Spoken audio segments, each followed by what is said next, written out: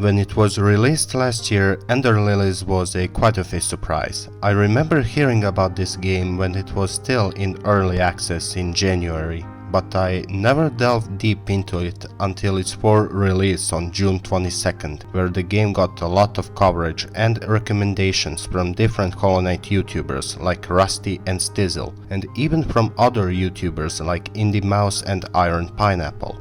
The game itself got over 16,000 overwhelmingly positive reviews on Steam, praises from many people and reviewers calling it one of the best Metroidvania games out there for its fantastic music and ambience.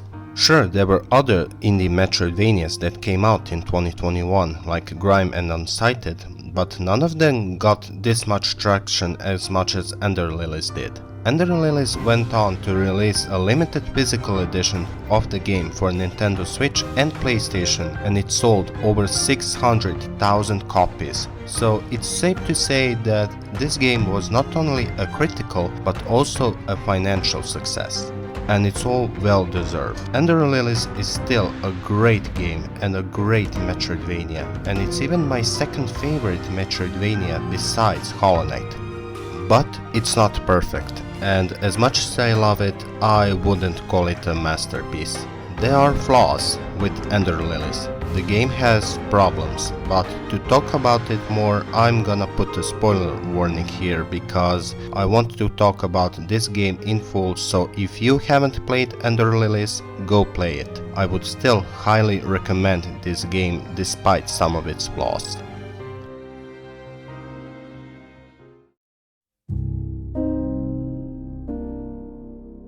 Ender Lilies is set in a ruined kingdom of Land's End, where after the descent of so-called Reign of Death, the kingdom fell in chaos, turning every living being into the dangerous and hostile creatures known as the Blighted. Now on surface, yes, this is yet another one of those post-apocalyptic world type games that we have seen a lot. But Ender Lilies does put a lot of effort to craft its world to be captivating right from the beginning. We play as a small girl named Lily, a white priestess who has a power to cleanse and free the souls from the hands of blight. She is awoken in depths of a church by a spirit of Umbral Night, who is here to help and navigate Lily through this dangerous world. As we progress through the church, the game teaches us how the combat will work, how to heal, how to avoid enemies' attacks, and other things which I will talk about later. But the best thing about this starting zone is the ambience. From the beginning, it gives the player the sense of wonder with the world that they are exploring. And it all culminates in the end of this starting zone, when you finally leave the church, defeat your first boss, and then you're treated to this.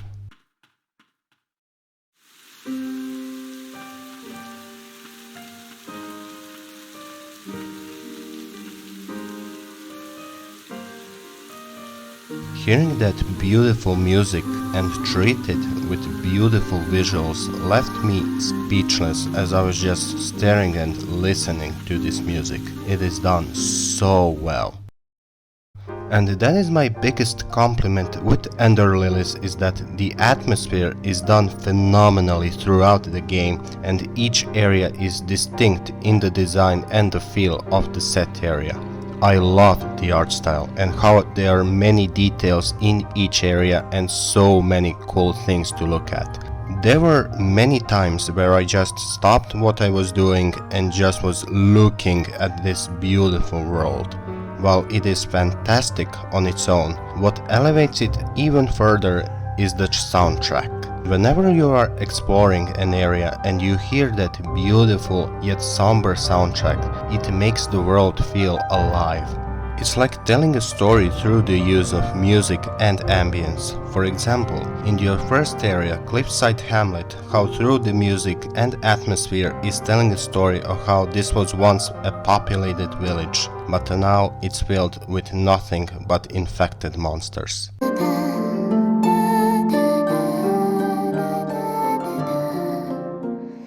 or in Witch's Thicket with its more relaxing tone in music and beautiful atmosphere before much darker areas.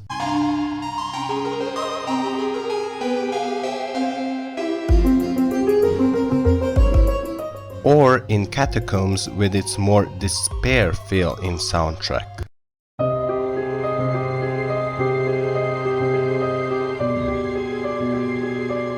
It is done really well. Now, I did mention in the beginning about the combat briefly, but I want to focus on that part of the game now.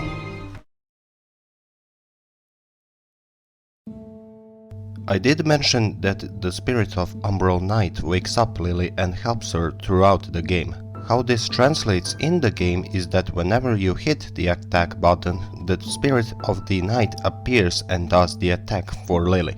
And also you have your iframe dodge where Lily throws herself on the ground to avoid an attack. I know many people found this kind of dodge roll a bit off.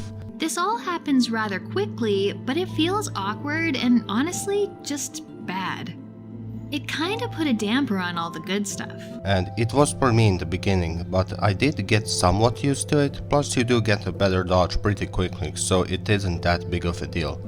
But it still was kinda bit off, you know. Now, the Umbral Knight won't be the only spirit that you can use in the game. You can use a variety of different spirits as you progress through the game, and you gain those spirits by defeating mini-bosses and main bosses. Defeating mini-bosses will give you regular spirits of them, where they have limited uses and act like sub-skills, while the main bosses will give you furious spirits, which you can use them infinitely, or if they have limited uses, that number is very high and are more of a main spirits that you can use. This is great because you can make different combinations and level up spirits that you want to use. Now, not every spirit is balanced, some are way stronger than the others, but you can still make a variety of combinations that you want to use. You can launch a gargoyle, summon a dragon, use a big hammer, send a projectiles, you can parry enemies' attacks, and so much more.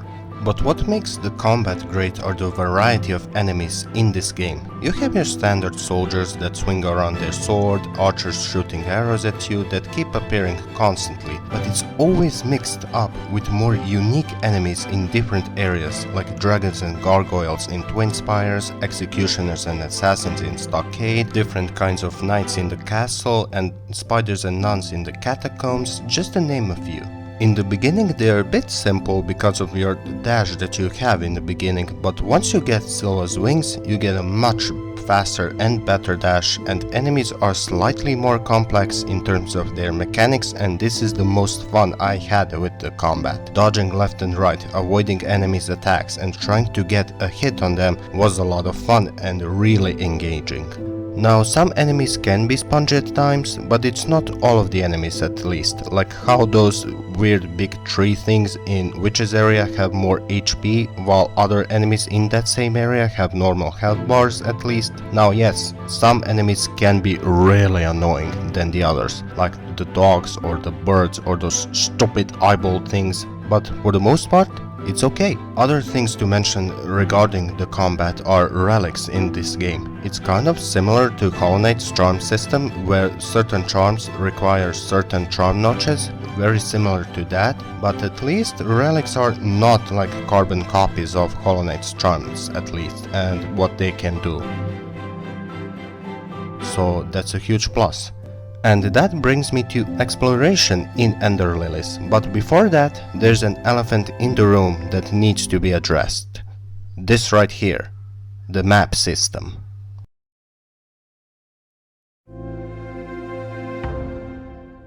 The map system in Ender Lilies is not good.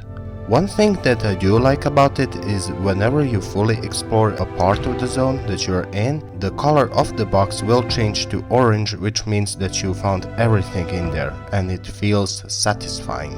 However, all of the details in the specific room being limited to just a box, and navigating to the next room where the only indicator is just the red dot, it can be really confusing at times.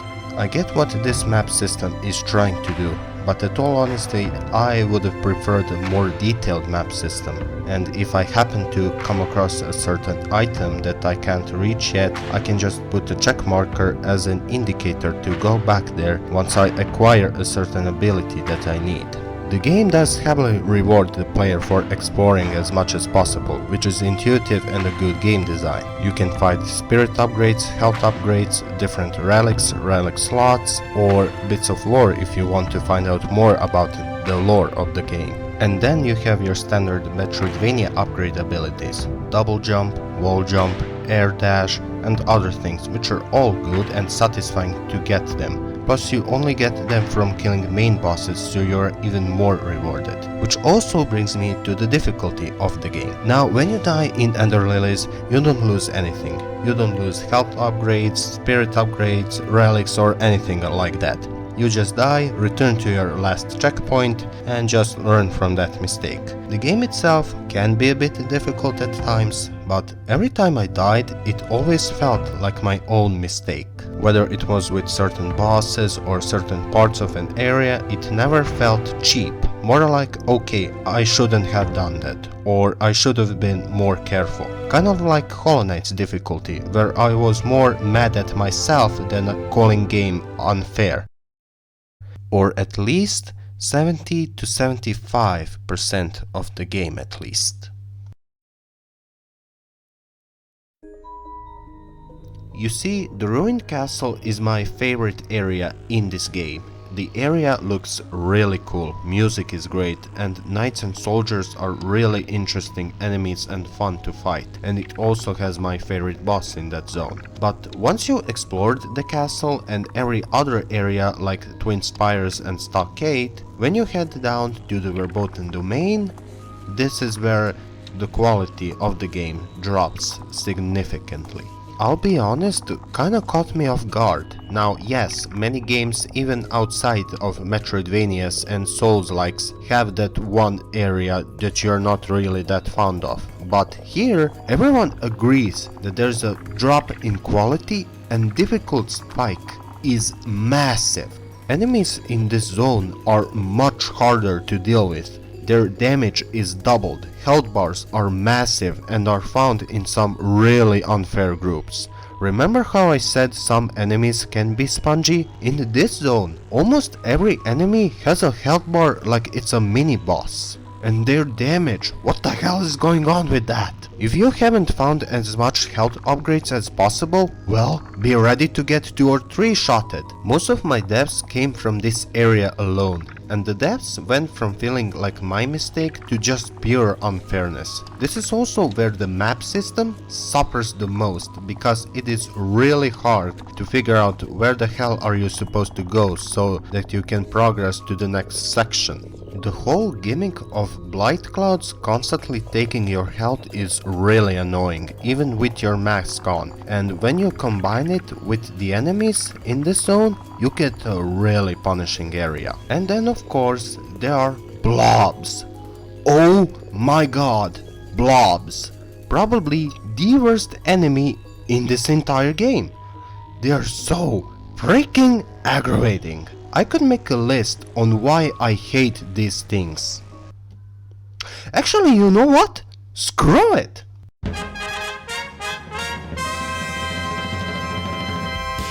Their health bar is big and feels like a mini-boss. Check. They can 2 or 3 shot you depending on their health. Check. Their hitbox is massive and pretty much block you from progressing further. Check. Their attacks are really hard to avoid and delayed for so long or sometimes immediately. Check. And finally, they are everywhere. Check.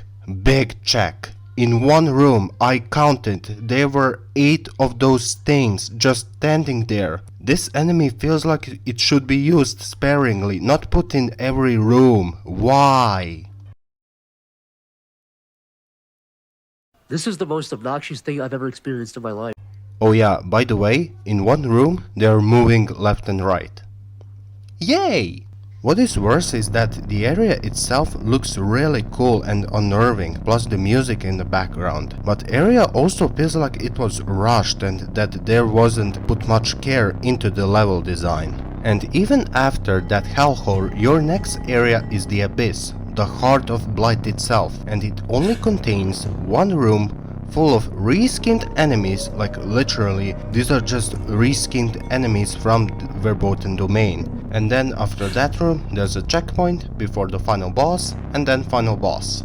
That's it. And this is definitely the biggest criticism, is that the last parts of the game are simply not well designed nor well thought out and just screams rushed development. And this is also the main reason why I didn't mention the negatives in this game up until now, because it's all in Verboten domain. Think about it. Like how I said, not all enemies are spongy, Verboten domain's enemies are exception. How the difficulty is fair except in Verboten domain. How the exploration is fun except in Verboten domain. All of the worst things in Ender Lilies are in this area, which is, by the way, really big. And I am not the only one that feels this way about this area. Many people despise this area, and other reviewers pointed this out. Now, the game never gets bad by any means, but there is a feeling of inconsistency across the experience, whereas the deeper you get into the game, areas feel like they got less care and attention visually and in terms of level design. This also unfortunately extends to boss fights at times, with some of them being really good and some of them being kinda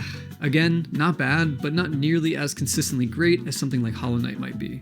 Verboten domain could have been a great area, but there were so many baffling design decisions in this area that just make it even worse.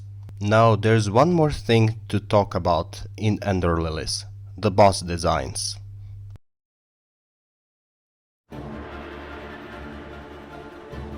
In my haiku video, I didn't go in depth with every boss in that game. That's just because bosses in haiku were either really unmemorable or really easy.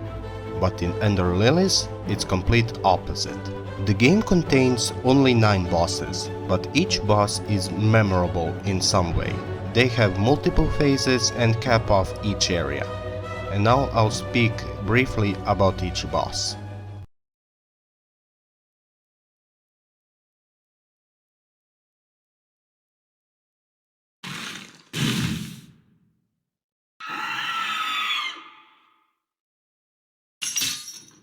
Guardian Siegrid is the first boss that you will encounter, and she is a very solid first introductory boss. She teaches the player how to avoid her attacks, positioning and finding the right time to heal. She is not that difficult because her health bar is really low, and she does have a very generous stealth when she will attack, like swinging her weapon around her, a jump and then a slam, and just a regular attack with her weapon. Once you take her health bar down, she will transform into a hideous monstrosity and will become slightly more aggressive than in the first phase. Like how she charges at you, a swipe and a backward swipe if you are constantly behind her, and she can slam the ground. This boss isn't that hard, it's probably the easiest fight in the entire game, but she does a really good job as a first boss in the game and what to expect with the future encounters. Plus her OST is so good.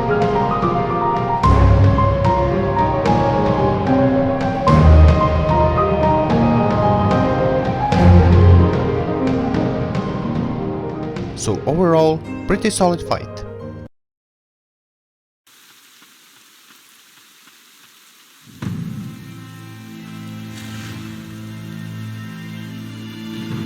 Gerrod is the second boss that you will face off. You can either fight him or Eleine depending on which area you decide to go first. In my first playthrough, I went to fight Gerrod. In his first phase, Gerrod can jump high and then slam his weapon on ground, making a huge aerial damage that you need to get away from. He also has a 2-hit combo that you have to dodge through him to avoid his big hammer. After you take his health down, he gains 2 new attacks. He can now slam his weapon on the ground, creating a shockwave that you have to jump over, and he can swing his hammer much slower. But the hitbox of that attack is much bigger and can hit you even if you're behind him. So either you have to dodge away from him, or if you want to dodge through him, you need to perfectly time your dodge, because if you don't, you'll get hit by his hammer. After you take his health bar down to half, he will enter into the second phase, where he will jump around and slam his weapon 2 or 3 times, and now he can also charge at you really quickly. Gerrod is definitely a step up in difficulty and also in quality as a boss, and is a really good boss fight overall, with his great moveset and his theme being really sad and tragic. Not that difficult, I died only one time before I took him down.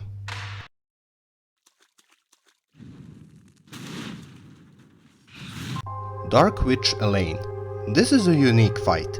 Unlike previous 2 bosses, Eleine is constantly airborne, meaning that you have to jump in the air to just hit her. In her first phase she will attack you with just few projectiles attacks and an orb that tracks you, nothing too complicating. Later on she gets a new attack, the whirlwind that stays for some time and makes you more careful with your positioning of Lily, and she can now attack you with 2 orbs instead of 1. In her second phase, Eleine gains a new attack where she can throw a mini bullet type hell attack at you, which deals a lot of damage. And now after her every attack with her magic, she will teleport behind you and attack you with her hair? This boss is good, not quite as memorable like Gerrod. I only died once before taking her down, but still a fun fight nonetheless, and plus you get Elaine's spirit, which is extremely powerful. So yeah, fun fight.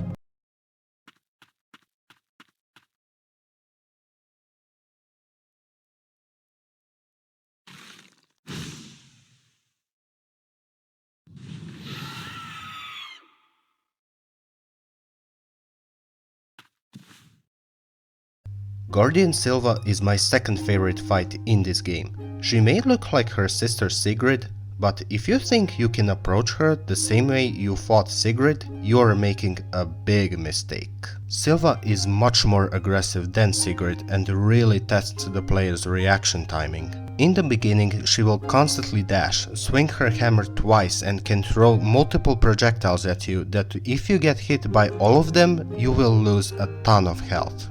As the fight progresses, she gains a new ability where she can hover in the air and throw even more projectiles at you and becomes even more aggressive.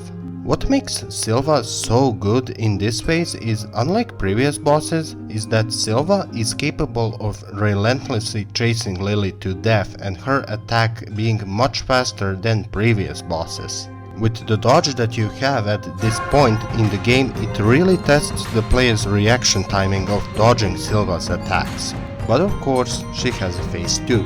She does transform into a similar looking monster like Siegrid did. But remember, even in this phase, Silva is much stronger than her sister ever hoped to be. She does have similar attacks like Sigrid's second phase, only much faster, plus she has some attacks of her own. She can jump backward and throw few projectiles at you, and then fire a giant orb that gains velocity depending on the distance she uses this attack, and can summon pillars of fire which you need to position yourself as far away as possible or you're going to die. And of course, she's even more aggressive than in her first phase. Silva is an amazing boss fight. It's the first boss that really pushes the combat to its limit with the dodge that you have at that point, and is much harder than the previous encounters, but never felt unfair. After her defeat, you gain a brand new ability, Silva's Wing, which makes your dashing much better and faster.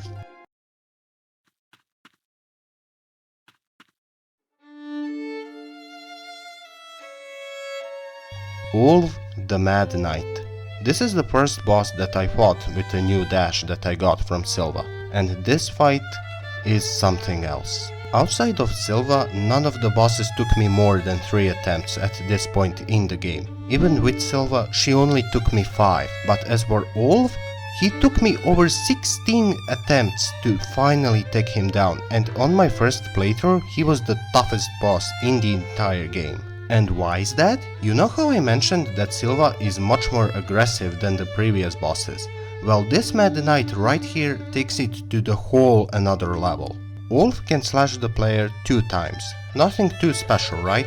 Well, if you dash through his first attack, he can quickly turn around for his second swing and it comes out really quickly, so you gotta react to it as fast as possible. He can also slash at Lily, then backdash and then come back for a slam to the ground, making a huge aerial damage in front of him, and he can also dash at the player for a swipe attack.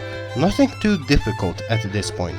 Sure, you're still trying to figure out his 2-slash combo, but you eventually realize how to avoid that attack properly. As the fight progresses, Ulf can swipe the ground and make a huge shockwave that you have to dodge through. The best way to avoid this attack is to first jump and then dash through. You can also just dash through it on the ground, but it's definitely much safer to jump and then dash. So far still not too difficult, right? No. Ulf also gains a new and the most difficult attack to avoid. The X-Slash. It doesn't matter where you are, whether you are behind him or in the air, you will get hit by this attack no matter what. Now on paper it's simple to avoid, just dash at the right time. The problem here is that Ulf loves, and I mean loves, to delay this attack and can mess up your timing. Where every other attack is fast, this attack is delayed to death and it took me a really long time to figure out the timing to dodge it. In his second phase, Ulf becomes even more aggressive, obviously, but now he loves to combo his attacks, like how he can send a shockwave and then follow with either another shockwave or a X-Slash. And he gains a new supercharger attack where he slams the ground and creates these blighted pillars that you need to avoid. How much damage do they deal? Well, instead of telling you, I'll just show you this clip. Oh, that's so cool! Oh no, I made a mistake, I used my big cool move when I didn't. Ah! What's that? What's that?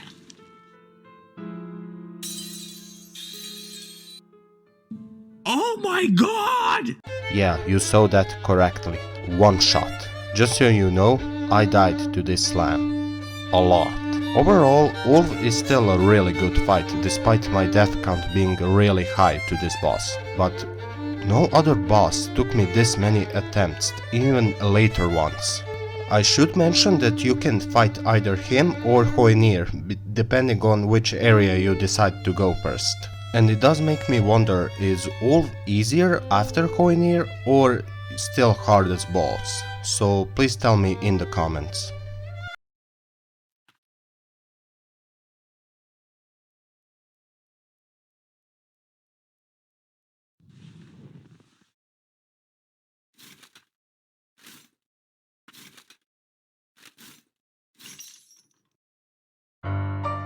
Julius is without a doubt the best boss in Ender Lilies. In the beginning, he is relatively simple, just a pogo with his spear and a faster pogo. But there is a trick with this fight. Julius can block the attacks that come in front of him, meaning that you have to dash through him and then attack him from behind. This is different than every other boss in this game, where you can just dash away from them and then attack the boss. Where with Julius, if you want to deal damage, you have to dash through him.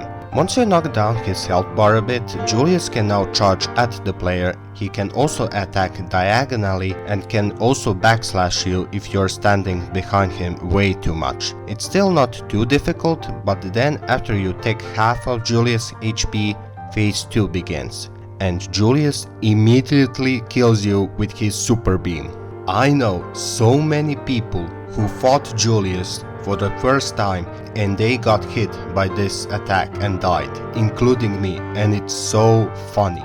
Just being all excited like, oh yeah, second phase, and then bam, Julius just kills you with his beam. Now to avoid this attack you have to run to Julius as quickly as possible and get behind him to avoid the beam. He can still hit you with his body after he finishes the beam attack, so be careful with that one. In this phase, Julius will punish you if you're running away from him, because he is constantly attacking you, and that's the best part about this fight. Dodging left and right, timing your dash to avoid his charge, and whenever he backs up, you know that he will use his beam attack, and that you should immediately run towards him to avoid the beam. It almost feels like a dance.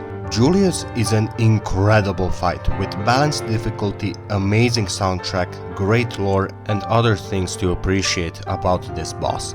Also, he is a great boss to cap off one of the best areas in the game. After this fight, I was really excited to fight the next great boss like Julius. Bosses so far have been really good and memorable, so I was really excited. Then I fought Hoenir and I wanted to kill myself. Off to hang myself, horse and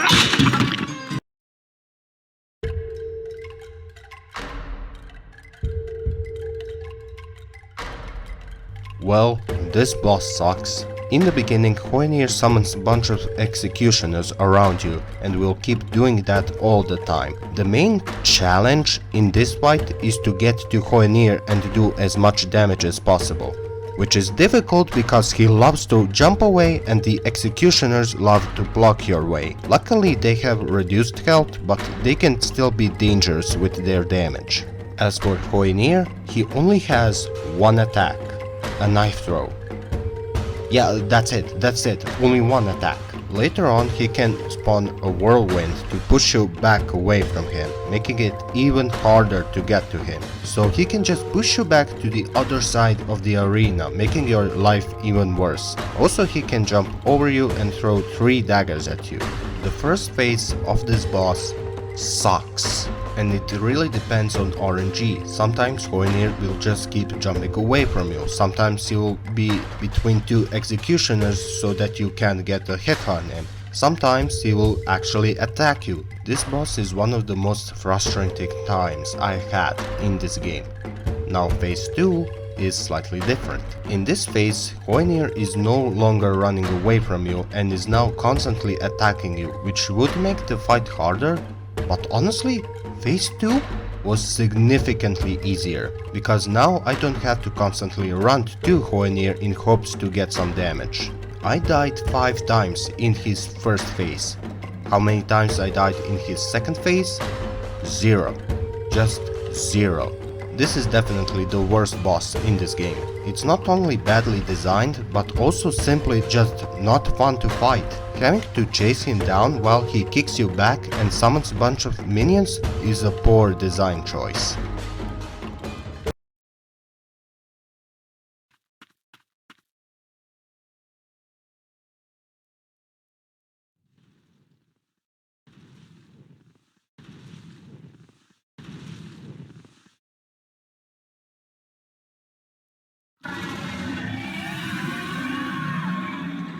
On my first playthrough, I absolutely hated Miriel. She was just doing way too much damage with every attack and had an enormous health bar. Nowadays, I don't think she's that bad, but there are still some problems with her design. First of all, her damage is high, really high. With just her swipe with the claw, she can 3-shot the player even with many health upgrades as they found. She can also throw a bunch of projectiles at you that are easily avoided and can also vomit a ball of flesh from her stomach. She can throw it far to the right or in the middle depending on your position. She can also knock Lily back from her with the roar, which can do slight chip damage. It's not that annoying like Hoenir's whirlwind, thankfully, but it's really hard to predict. So if you're doing no hit with Miriel, good luck with that.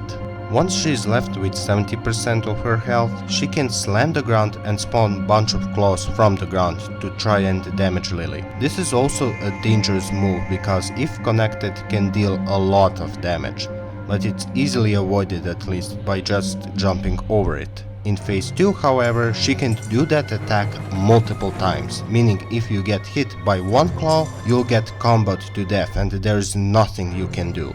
This is a really annoying move because she uses it constantly, and if just one connects, you can kiss your attempt goodbye. In this phase she can now shoot a lot of projectiles at you. The best way to avoid this attack is to be under her and you'll avoid this attack safely. There are some things to like about Miriel's design, but also she got a lot of crap in her design too. She can be fun, but also really frustrating at times. Here's a quick tip about this boss. If you knock this boss down, go inside and use Elaine's last rite. You will just knock her health down a ton.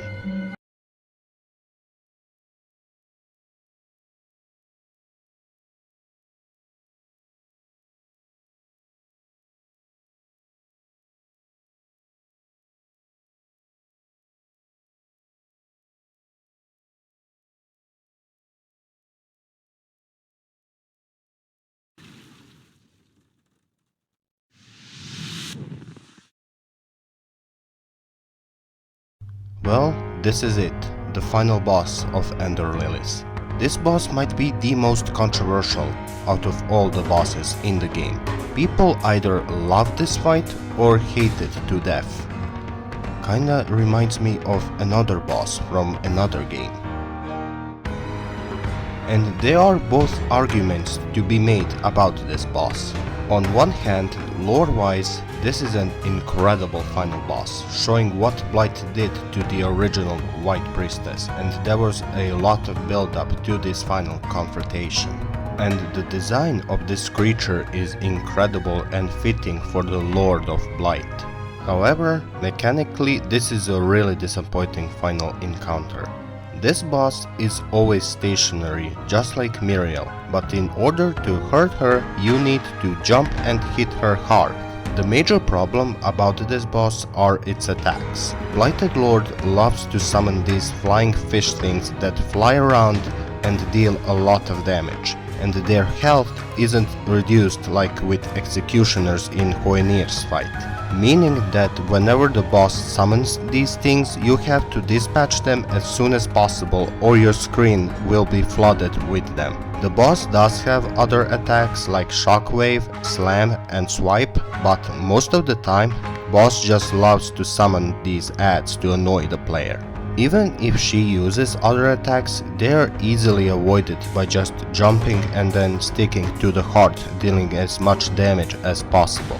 Now she can use a big explosion which forces you to get away from the heart, but it has a clear tail and is easily avoided. The second phase is slightly more interesting, with her raining a bunch of orbs from the sky where you need to prioritize the defense instead of aggression. Boss also uses other moves more frequently, but still can summon those adds even in this phase. Once the boss is left with 30% of HP, she will stop attacking you altogether, and you just have to put her out of her misery.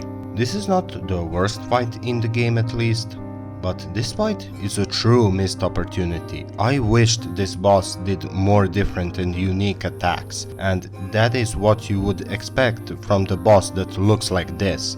Her design is incredible, the lore is fantastic, and the music is phenomenal.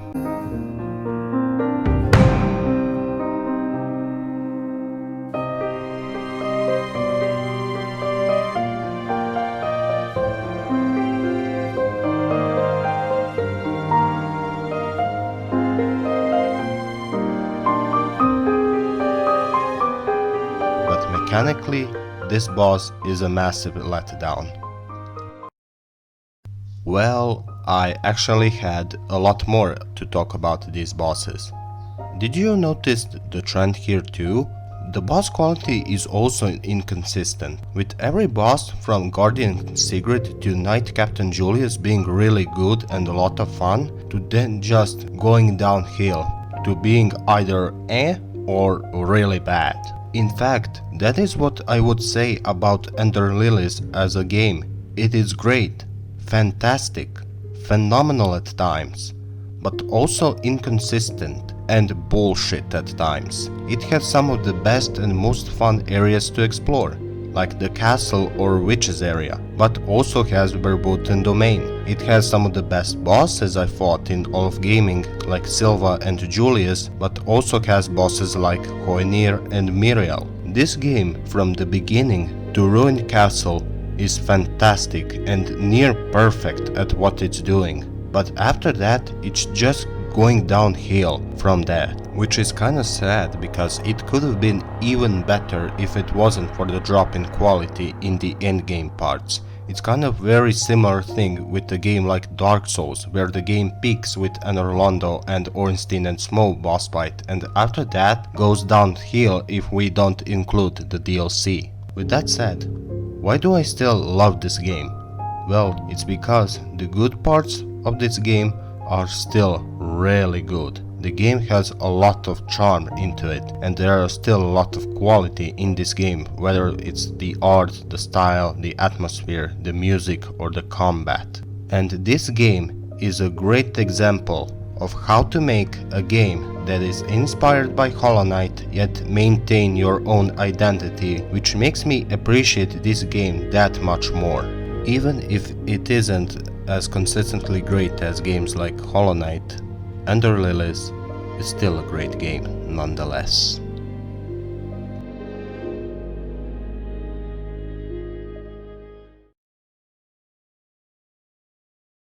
Thank you all so much for watching this video. I hope you all enjoyed it. This was much bigger to make than my haiku video, so I hope you liked it. As for the future videos, I have a couple of ideas on what to make, like talking about some of the From Software's, well, more interesting bosses to say the least. And I hope it doesn't take this long like Ender Lilies did. So yeah, thank you all again for watching. Goodbye for now.